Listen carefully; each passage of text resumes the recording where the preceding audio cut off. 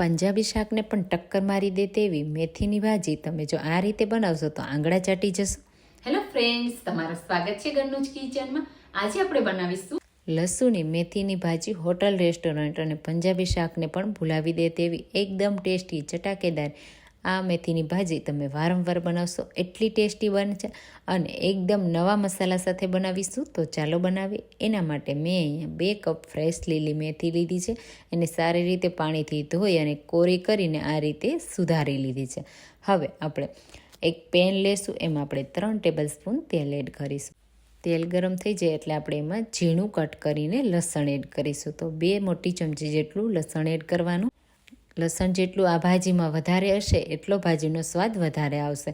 તો લસણને આપણે હલકું સાતળી લેશું. પછી આપણે જે ભાજી કટ કરીને રાખી છે તે એડ કરી દઈશું અને તેલમાં એકદમ સરસ સોફ્ટ થઈ જાય એના માટે સ્વાદ પ્રમાણે મીઠું એડ કરી દઈશું. તો આ રીતે ભાજીને તેલમાં સાતળવાથી એકદમ સરસ આ ભાજીની ફ્લેવર આવે છે, સાથે એનો કલર પણ જળવાઈ રહે છે. તો ભાજી ખાવામાં તો ખૂબ જ ટેસ્ટી લાગશે અને સાથે બિલકુલ એમાં કડવાશ નહીં રહે, તો કડવી પણ બિલકુલ નહીં લાગે. તો જે મેથી નહીં ખાતા હોય એ પણ કિલો મેથી મંગાવી અને આ ભાજી જરૂરથી બનાવશે. તો અહીંયા તમે જુઓ, મેથીની ભાજી એકદમ સરસ એવી સોફ્ટ થઈ ગઈ છે. આ રીતે એકદમ સરસ સોફ્ટ કરી લેવાની. પછી આપણે એને વધારે પડતી કૂક નથી કરવાની, તો ઓવર કૂક નહીં કરવાની, આપણે એને હજી પણ થોડી કૂક કરીશું. તો હવે આપણે આ ભાજીને એક પ્લેટમાં કાઢી લેશું. તો લસણ સાથે આપણે ભાજીને કાઢી લેવાની. આ રીતે તમે જુઓ, બધી ભાજી હું કાઢીને એ જ પેનમાં હવે આપણે ભાજીનો ફરીથી વઘાર કરીશું. તો વઘાર માટે 4 ટેબલ સ્પૂન તેલ એડ કરીશું. તેલ ગરમ થાય એટલે 1 ટીસ્પૂન જીરું અને થોડી હિંગ એડ કરીશું. હવે મેં અહીંયા 1 ડુંગળી લીધી છે અને આ રીતે ઝીણી સુધારી તૈયાર કરી છે, એને એડ કરી દઈશું. ડુંગળી સોફ્ટ થાય ત્યાં સુધી આપણે એને કૂક કરવાની છે.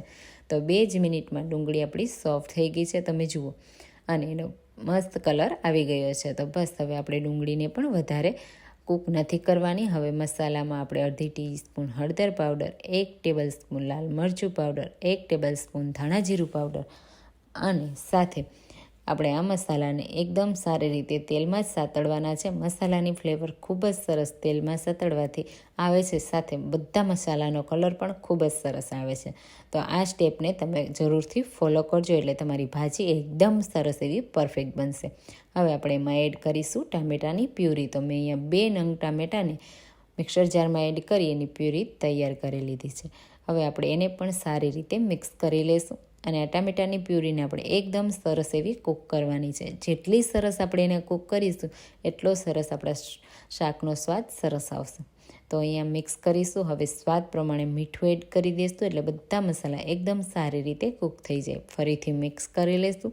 હવે ટામેટા અને બધા મસાલા સરસ એવા કૂક થાય એટલા માટે ઢાંકી દઈશું. ત્યાં સુધીમાં આપણે એક સ્પેશિયલ ગ્રેવી માટેનો મસાલો તૈયાર કરીશું.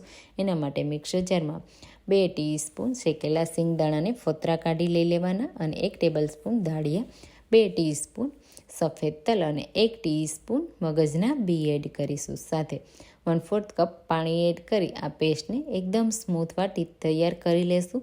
તો હોટલ, રેસ્ટોરન્ટમાં કાજુની ગ્રેવી એડ કરવામાં આવે છે, પણ આપણે એને એકદમ નવા સ્વાદ સાથે બનાવવાના છે. તો આ બધા મસાલા આપણે તૈયાર કરી લીધા અને વ્હાઈટ ગ્રેવી તૈયાર કરી લીધી. હવે અહીંયા બધા મસાલા સાથે આપણા ટામેટાં પણ એકદમ સરસ એવા કૂક થઈ ગયા છે.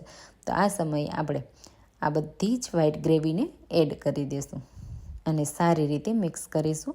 તો આ ગ્રેવી સરસ એવી સુપર ટેસ્ટી, સુપર ક્રીમી બનશે અને ખાવાની ખૂબ મજા આવશે. હવે આપણે એને પણ 2 થી 3 મિનિટ માટે કૂક કરવાની છે એટલે એકદમ સરસ બધા મસાલાની ફ્લેવર ગ્રેવીમાં આવી જાય. તો અહીંયા તમે જુઓ, એકદમ સરસ રીતે બધું મેં મિક્સ કરી લીધું.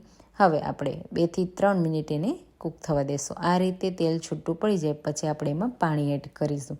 તો જેટલી તમને ભાજી પતલી કે થીક પસંદ હોય એ પ્રમાણે પાણી એડ કરવાનું. પાણી એડ કરી એકદમ સારી રીતે બધી ગ્રેવી સાથે પાણીને મિક્સ કરી લઈશું. તો આ રીતે થોડી ગ્રેવી પતલી થઈ જશે. હવે આપણે ફરીથી ઢાંકી ગ્રેવીને સરસ એવી કૂક થવા દઈશું. તો 2 મિનિટ માટે આપણે ગ્રેવીને કૂક કરી લઈશું. 2 મિનિટ પછી તમે જુઓ, આ રીતે તેલ સરસ એવું ઉપર થઈ જશે અને ગ્રેવી સરસ એવી કૂક થઈ જશે એટલે એકદમ સારી રીતે મિક્સ કરી લેશું. અને હવે આપણે જે મેથીને ફ્રાય કરીને રાખી છે એ મેથી અને લસણ બંને અહીંયા જ એડ કરી દઈશું અને એકદમ સારી રીતે મિક્સ કરીશું. આપણે મેથીને પહેલેથી જ કૂક કરી છે એટલે આપણે અહીંયા વધારે કૂક કરવાની બિલકુલ જરૂર નથી. માત્ર મિક્સ કરીશું અને 1 થી 2 મિનિટ માટે જ કૂક કરીશું એટલે એકદમ સરસ ગ્રેવીની ફ્લેવર આપણી મેથીમાં આવી જાય અને એકદમ સરસ ખાવાની મજા આવે. તો તમે જુઓ આ રીતે એકદમ સરસ આપણે મિક્સ કરી લઈએ. તો અહીંયા એકદમ સરસ રીતે મિક્સ થઈ ગયું. હવે આપણે આ ભાજીને એકદમ હોટલ રેસ્ટોરન્ટ અને ઢાબા જેવો ટેસ્ટ આપવા માટે 1 ટેબલસ્પૂન બટર એડ કરીશું. બટર ના હોય તો તમે આ સમયે 1 ટીસ્પૂન જેટલું ઘી એડ કરી દેજો. ખૂબ જ સરસ સ્વાદ આવશે. અને હવે આપણી ભાજી તૈયાર થઈ ગઈ છે. તો આ ભાજીને આપણે સર્વ કરીશું રોટલા સાથે, રોટલી સાથે સર્વ કરજો. ખૂબ જ ટેસ્ટી લાગશે. જો તમે આ રીતે લસુની મેથીની ભાજી ન ટ્રાય કરી હોય તો આ રેસીપીને જરૂરથી ટ્રાય કરવા જેવી છે. તો ટ્રાય કરજો. મને કમેન્ટમાં કહેજો કે તમને મારી રેસીપી કેવી લાગી. જો મારી રેસીપી તમને પસંદ આવી હોય અને મારી રેસીપીને હજુ સુધી લાઇક ન કરી હોય તો લાઇક કરજો, શેર કરજો અને મારી ચેનલને સબસ્ક્રાઈબ કરજો જેથી તમને આવી નવી નવી રેસીપી મળતી રહે. તો ચાલો ફરી મળીશું એક નવી રેસીપી સાથે. Thank you for watching.